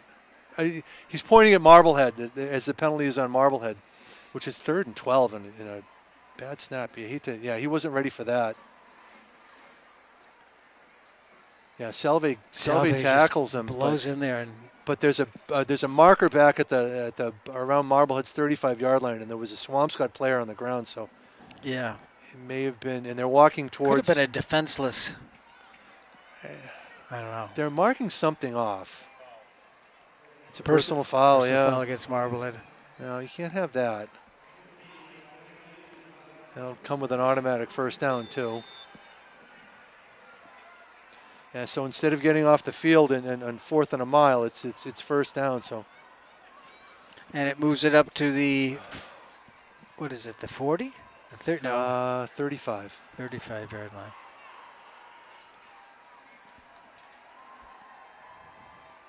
Handoff looks like off tackle left. Yeah, that's Goldman. Is it Goldman? No, that's Callahan. And that play broke. The hole was great. But you see the speed of Callahan just closes things down. I mean, that could have been a long, long gain. But Callahan just read it right and was able to make a good tackle. That saved a big play right there. Was it Beitler, the ball carrier? I'm going to go with that, yeah. There's there's no receiver. Throw the ball, and under pressure, the quarterback takes off and picks up a few. Yeah, there's nobody open on that. I think that was a pretty wise decision to pull it down quickly and see what you could get out of it. So you did get something. You got a first down. Yep. But there's just nothing. The receivers are well covered. I think it was supposed to be a slant over the middle or down and in. Most slants are over the middle, aren't they? Yeah, you tend to slant toward the middle. Yeah. First and 10 for Swampscott. From Barta looking to throw, makes a completion, but great tackle by Smith. Doesn't let go of the jersey. And that's right in keeping with what you were saying before about Smith being very, very dynamic on defense. Right. He makes the play. He doesn't when he grabs them, they stay grabbed. Right there, holding on to the T-shirt, to the jersey, pulls him down. You got to have an incredible amount of strength to do that. He wasn't pulling down a 220-pounder either. Well, he wasn't. Yeah. Looking to throw under pressure, red shirts around him, and one of them finally gets him. And one thing that you said earlier in the game, Chris, is you see teams with size advantages start to wear down the smaller team, and I think that's what's happening. Oh, yeah. The quarterback does not have a lot of time to get these plays off. And the linemen they get the least amount of credit in the public's mind and observers' mind, but they do most of the work. And people who know football know that that's where the game is won. If you have the better line, you got a better team. There's a hold that is not going to be called. That's going to be picked. And a good no. Oh, no. Completed. Wow. Triple coverage. I think three Marblehead players who were around the ball just sort of thought the other one was going to get it, but it was a nice grab for Swampscott. Joe Marino hauls in the pass from his quarterback, John Barta. Yeah. Von Barta. It's just a post pattern. And all the way down to the 20, what is it, the 19-yard line. Yeah. Deepest penetration for Swampscott's offense. A big gain. Yeah. I see what you're saying about the throwing motion, though. It's kind of unusual. It's kind of in here, and the elbow's kind of lower than you'd like, but yeah, it's something that they may want to take a look at. And as you said, he's only a sophomore, so the elbow is too far front. Yeah, and it should be behind the ear, or where the ear is. Bam. Yeah, that gets to the 10-yard line on the completion. Galante with a short tackle. The two cornerbacks have just been phenomenal this year. There haven't been a lot of deep plays. Galante and Quigley on the other side. They've just been kind of leave them alone out there and don't have to worry about it so much. And the ball is spotted on the 7-yard line. It's a first down, though, huh? Yep. It is a quirky motion, and I think it's the type that. But he can throw it so far. He can really throw the ball. I'm trying to think of a quarterback who threw the ball like that. It's the quarterback from the Jacksonville. Oh, Trevor Lawrence? Yeah, no, no. Lawrence has a really smooth motion. I'm trying to think of somebody that threw the ball like that. Nice tackle right there. by number 7. Inside of a minute to go here in the third quarter, 35-6. Swampscott threatening now. You want to help me out with that pronunciation there? Thomas Tedeschi? Where is it? Number 7 for Marblehead. He had a nice tackle right Tedeschi. Tedeschi, okay. I want to get his name right. Barto looking under pressure. Now he's going to get sacked. Yeah. He's going to whip to the ground and punished by Salve. Salve is fired up, man. From the first play of the game and he's just motor is not stopped. So now this is going to be 3rd and goal from the 20. Loss of 13. Yeah. And Salve gets credit for the sack, and he bounces up and looks around and say, "Yeah, man." And you said they wouldn't kick a field goal here anyway, so no, that's not even. They have trouble with extra. They don't make extra points. So yeah. So a 37-yard field goal is out of the question. So 2 downs to get in the end zone. Oh, we're at the end of the third quarter. That is the end of the third quarter. With the score, Marblehead 35, Swampscott 6. We'd like to thank the National Grand Bank for being our community partner in bringing you MHS Sports on MHTV. Fourth quarter is coming up next. All right, we got third. Yeah. Picked off. Marblehead? Yep. Yes. It's going to be picked off. Monaco with the interception on the first play of the fourth quarter. And that stops Swampscott's best drive of the game so far, Chris. So 1st and 10 for Marblehead now after that interception. Yep. And it was a fairly long pass. It was, and there were more red shirts than there were white shirts around it by far. Forcing it into a difficult spot and paid the price. And Barta has his head down a little bit over there behind the bench for Swampscott, as we saw on the Jumbotron. Finn Gallup. The Mass Mutual Jumbotron. Yeah, that's yeah. No. Pitch. Heading to the sideline and not a lot of room, and he gets trampled. Who was that? That was Galante, Julius Galante with the carry. Hands the ball to the official. Gentlemanly. He did pick up about 6 yards, though, Chris. It didn't look like it, but it was a lot of running. It looked like it was just totally east-west. But it was a good gain, 6-yard gain. So second and 4.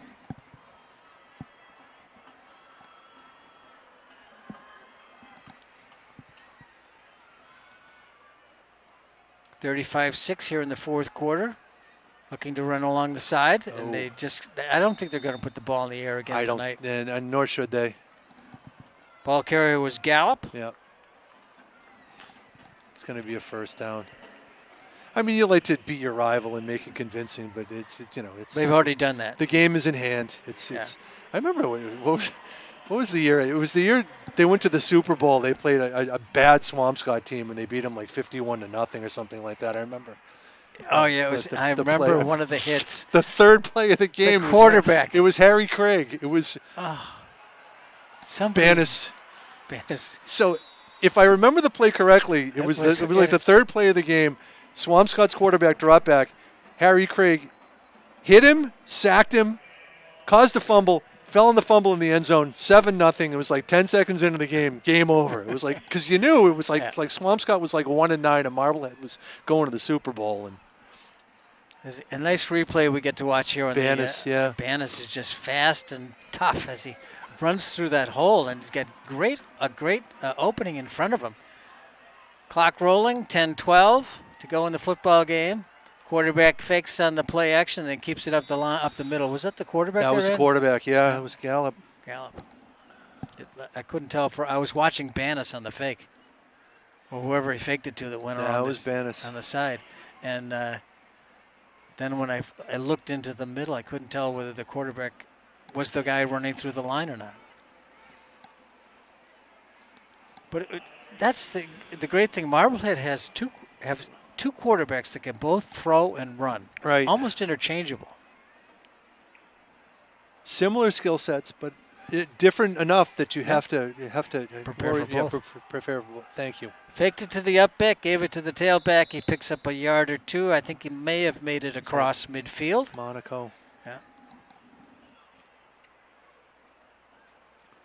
So we are not at running time yet, are we? Clock is stopped. No, now it starts to move again. But I mean, at some point the margin gets. We saw that in the first Isn't game it between. I don't know what it is in the fourth quarter. I think it's 1 point under the margin. So if it was 30 to it was 36 to 6. They would do running time, but 35. I could be wrong about that. It's a certain number in the third quarter. And it's a certain number in the fourth quarter. It's less in the fourth quarter. I think it's like 40. I think it's like 42 in the third quarter, and maybe, as you say, 30. Good shot of our friend Ronnie Hobby. Yes, Ronnie Hobby on the jumbotron. If that name sounds familiar, he's done a lot of Marblehead youth football games over the years.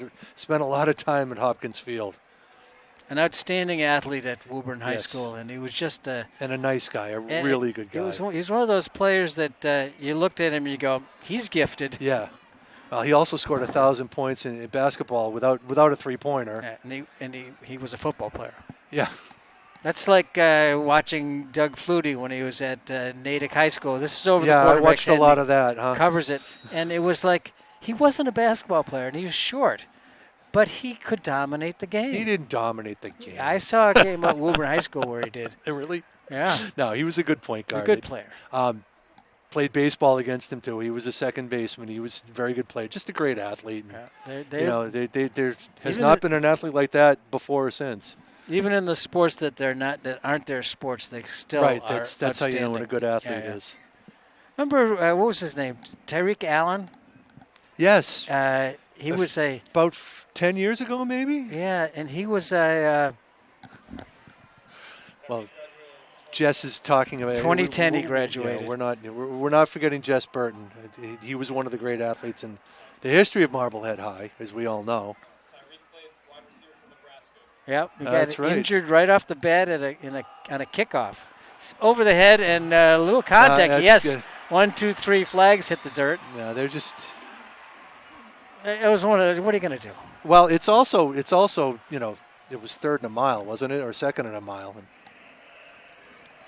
clock stops with 7:28 to go. That was a pass to Carter Sahagian. It looks like Coach Rudloff is trying to get the seniors into the game. And that's what you want to do, and Absolutely. especially not only it's the last game of the year, but it's at Fenway Park. And it's Swampscott, and you want everybody to have a taste of this, and good for the coaching staff. They understand what this is something that these kids are going to be able to talk about for the rest of their lives, and they should, because it's a tremendous thing for them, and for the fans, and for the entire town. It's good for the Red Sox for doing this. And they step it off to about the 37-yard line. Yeah, it's a 15-yard penalty, but it's automatic first down. 2 receivers to the far side, 1 to the near side. 2 backs with the quarterback, and he hands it off. Looking for the hole, finds the hole, puts his head down, pushes forward. And that's Garcia. And Garcia's been quiet tonight. I mean, he scored that first touchdown, but they really haven't needed him. It's. They see him. Well, we can see him here on the jumbotron, number 1, and he's fast and strong. Yeah. He's elusive too. He's a whole bunch of things. He's a kind of player that could play at the next level. I mean, he's fast, and and as we talked about earlier, people bounce off him. He could be a good college football running back. He is. Tariq Allen was a good basketball player too, wasn't he? He was a very good one time they basketball put him at a guard on defense. Didn't work. It didn't work for the other team. Oh, they never got the ball across half. He stole it like 7 really? times in a row. Yeah, it was unfair how good it was. He was just so fast, and he was tall, and it was like a child trying to get past, a really good college player. Right. He wasn't even that yet, but then he went to Nebraska and he got injured out there.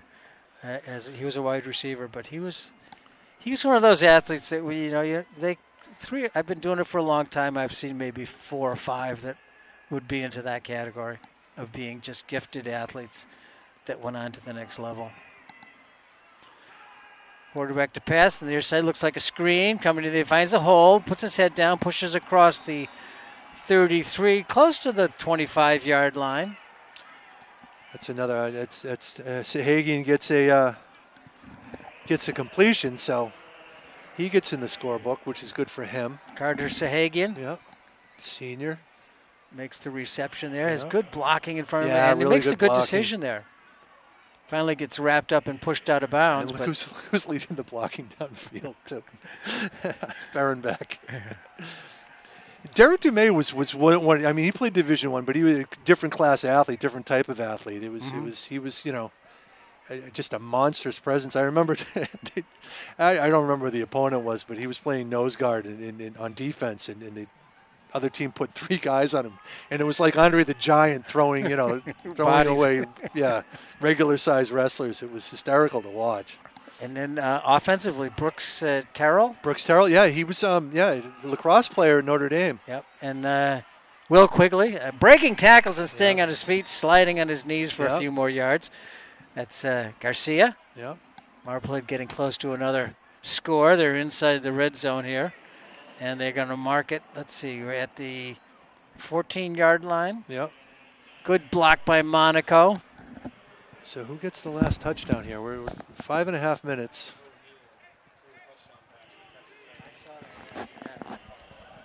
Oh. Yeah. One of the quarterbacks that Miles O'Neill. Miles O'Neill's working Texas A&M. That was, I think, all Marblehead had that tape or video. Quarterback keeper gets across the 10-yard line as Gallup is brought down at about the 9. Clock rolling down to 5:10 to go in the football game. It'd be great to see one of the guys who's in there now that hasn't played a lot. Right, to get a carry and get a touchdown. Yeah, that's. Who's the half white shirt there from Marblehead? That's Ferenbeck. Ferenbeck, yeah. I thought. Line him up as a fullback and let him go. That'd be great. Yeah. Number 23 in the game, Ben Zemansky. 2 wide receivers to the near side. Quarterback gets the snap, hands it to the Salve in the backfield, and Salve gets across the 5 down to about the 3. 3 guys to take him down, man. And the thing is, not only is he strong, but he's going fast. Right. And he keeps his legs moving, too, which is what a good running back does. Let's see. So if they contact him at around the 6-yard line, he doesn't come down till he's on the 3. The 3. Yeah. Keep those legs driving, and that's one of those instinctive things that we keep talking about. It's something that you don't teach. It's something that the player picks up on his own. First and goal. Ball is at the inside the 4. I think they're going to let Wales take this one in, maybe. Senior captain. Yep, there he goes. Nope. And he's in. He's in. He scores standing up. Good for him. Good for him. Colt Wales gets the icing on the cake for Marblehead with a 3-yard touchdown run, and that will put it to 41 to 6, excuse me. I like the sparkly, twinkly lights. I know, 41 to 6 with the extra point attempt coming. Puts me in a holiday mood. Boy, 1, 2, 3. There was a guy coming right at him, and he Gallup was looking at him and then just ran away from him. And then 2 other guys had chances, and he just was too fast for him. Well, again, this goes back to your earlier point that Swampscott's got to be worn down at this point. Yep. So make it, and the clock is running here, so we're going to be under 3 minutes. Swampscott will make 1 or 2 plays off here, and that'll be it. Bresnahan's kick is good. 42 to 6 with under 3 minutes to go from Fenway Park, as Marblehead has dominated Swampscott from the get-go, and they continue that with a nice march from on this last possession, capped off by Colt Wales with a 3-yard touchdown run. And this will be number 14 in a row for Marblehead. It's been quite a decade. But only 12 years. Well. And it puts them up, what is in the series? This will give them 63, 52, and 7 in the series. Oh, you got a memory. Well, I wrote it. I wrote it down. Oh, okay. I copied your notes and wrote it down. I have no memory whatsoever. I can't remember what I had for lunch. I can't remember if I had lunch. No. No, it's easy for me because I have the same thing every day. I know what I'm having for lunch tomorrow. I can't wait. What's it going to be? Might go with the turkey. Ooh. We have 3 turkeys in the fridge, and I don't know how it worked out, but how did that happen? I don't know. Cheryl brought home one from work yesterday, so we already had 2. Wow. Wow. So if anybody wants to stop by, come on. We got plenty of leftovers. Just throw it over the fence, and I'll come and get it. That's right. There's the kick. A nice camera angle that time. It was right on the ball. And let's see, is this? This is Nakeelan Davis, wide receiver, defensive back. He's a senior. I bet he'll get some looks somewhere. Yeah. He's a smart player. Fast. Makes good tackles. Timeout on the field, but the clock is rolling. So it's not a timeout. The clock is rolling. Swampscott's huddling with their coach along the numbers to the near side. They're going to get one play here, I think, and I think everybody on the field is a senior at this point. Yeah. Gavin, so it's at the 30-yard line. 56, Gavin Ferretti. What else did we see there that we haven't called yet? 77, Ian McComish. The right safety, as we look at him. Yeah. I can't see a number. I can't either. So the handoff comes to Davis. Davis gets wrapped up and dropped, and clock is at 25 and rolling. A little razzle-dazzle. That was Cody Bouchard, another senior with the tackle there. We have 25 on the Owen Dulock on the field, number 25. He's a junior. Here comes Gonzalez for the curtain call, the much-deserved curtain call all season long. He's been great, he number has 75. Been a rock in the middle. Quick throw out to the side is, was that?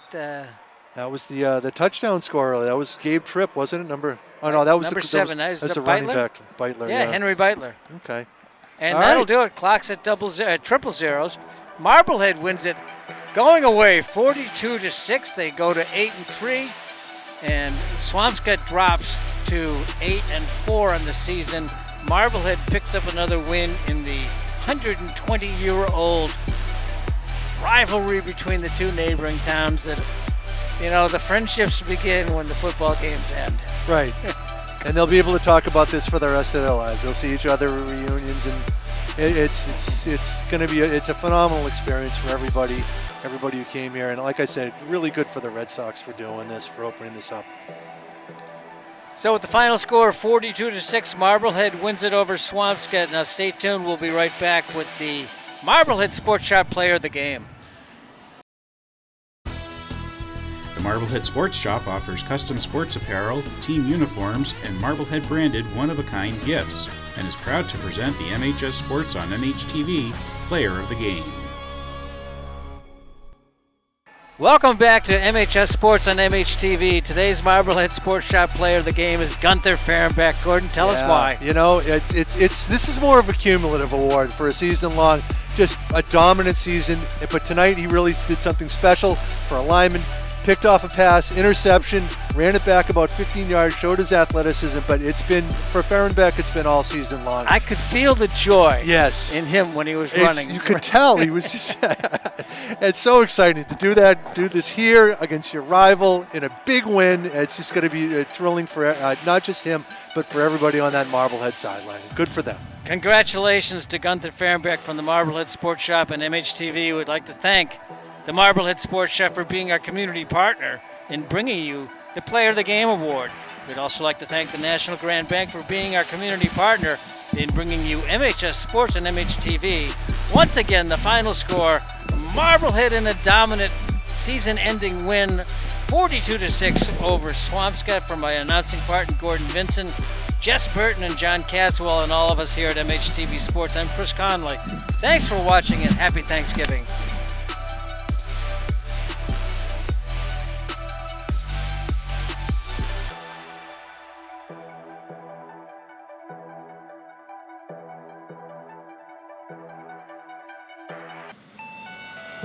NGB is always here to help. Thank you, NGB. No, thank you. What would we do without NGB? They're always so helpful.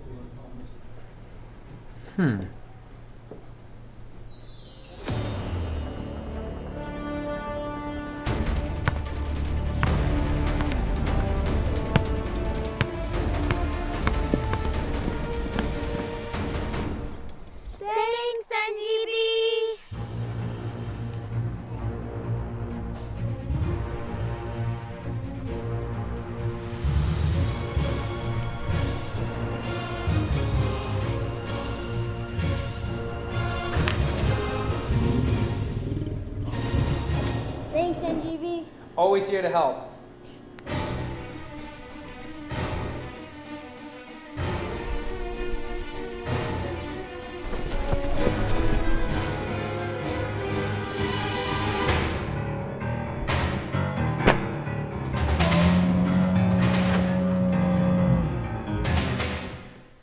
Wow, thanks, NGB.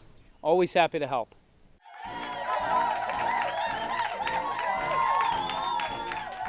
I'm no hero. I'm just doing my job. Let's hear it for NGB, huh? Wake up. Hey, Jim. We have customers to take care of. Welcome to NGB. How can we help you?